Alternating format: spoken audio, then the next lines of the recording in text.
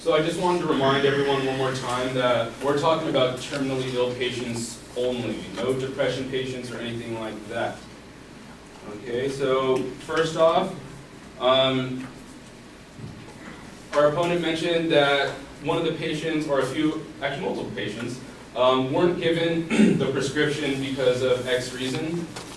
These X reasons we've looked up online are some of the requirements that they probably didn't pass the requirements. Maybe they had a mental instability where the doctor didn't think it was the best idea to prescribe this medication to them. Secondly, he talked about a little bit about the double effect, and he says that he agrees about the morphine overdoses of double effect with pain pills. So this high level of painkiller is reducing heart rates, which eventually leads to death because it's taken in such large quantities. So given that you do agree with it, but at the same time, it's exactly like, or I'm sorry,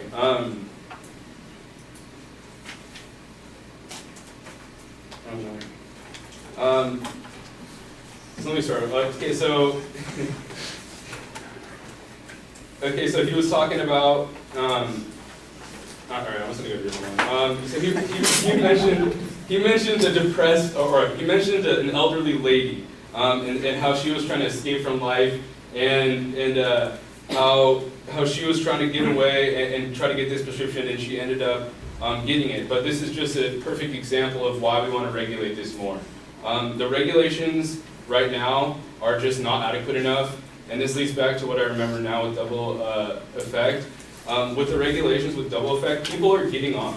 So like Logan mentioned before, there was a doctor that him and his family agreed, even after the medical examiner deemed it a homicide. So I just don't understand that really. It doesn't go together. But I also wanted to talk about our opponent try to quote unquote pain and suffering of these terminally ill individuals. But obviously this is pure speculation. Like Logan said, there's no way to really know exactly how the patient is feeling or if they have pain or not unless you are the patient. So for Paulina, you're talking about the ethical code, and exactly how I mentioned before, the ethical code is already being broken.